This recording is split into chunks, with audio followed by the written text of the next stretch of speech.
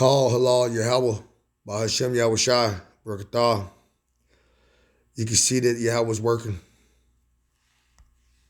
How do you define democracy? In schools, we've heard a popular description. Democracy is a government of, for, and by the people.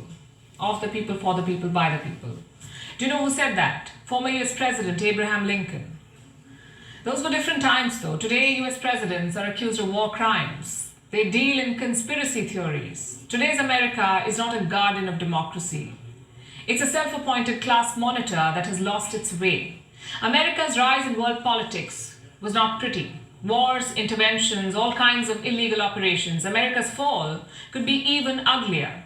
A Canadian political scientist paints a worrisome picture.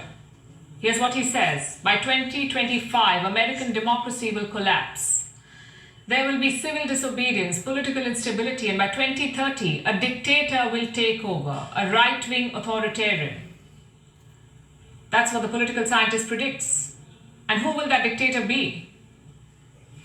Most likely Donald Trump. That's according to this report. He will return to the White House in 2024 and then he will systematically dismantle American democracy.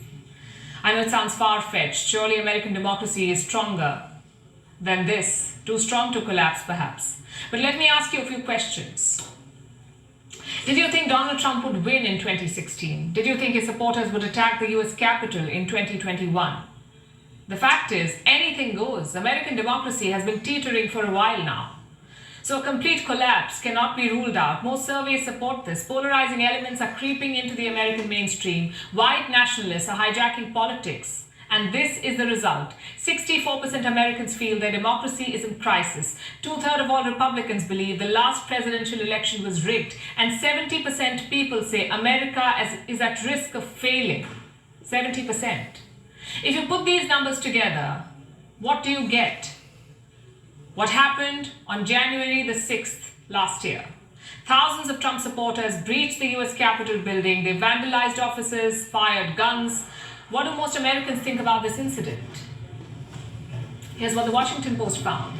1 in 3 Americans think violence against their government is justified. 1 in 3. So attacking senators, vandalizing the Congress, all of it is justified. Do you see the trend here? No trust in elections, a deeply polarized society, and normalization of violence. This is how democracy dies. And it's not just limited to the public. Even the US Army is going undemocratic. New reports say extremism and white supremacy is rife in their ranks. And the rules don't help.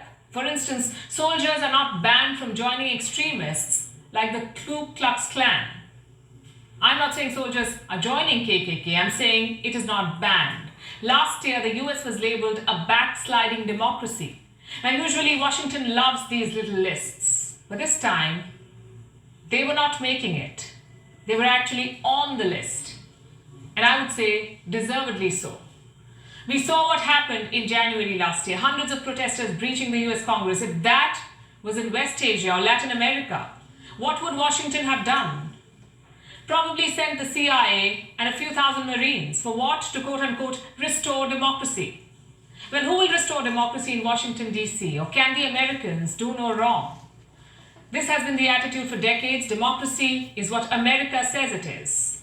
It tastes like McDonald's, it sounds like rock and roll, and it looks like Hollywood.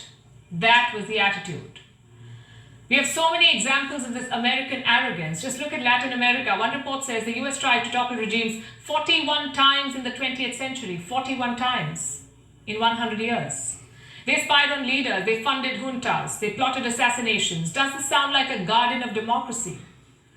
I have more examples. Iran. Before 1953, Iran had a democratically elected government.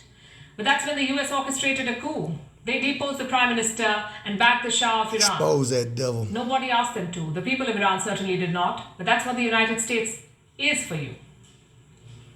They interfere because they can.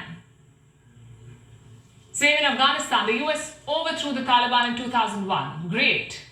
But what was their next step? They imposed their own system on Afghanistan, a presidential system in a country with more than a dozen ethnicities and hundreds of tribal loyalties. And this is precisely the problem with the US. They think one size fits all. Their democracy fits all societies, their system fits all peoples. But democracy does not work that way. So this prophesied collapse of American democracy is karma, plain and simple. WION is now available in your country. Download the app now and get all the news on the move.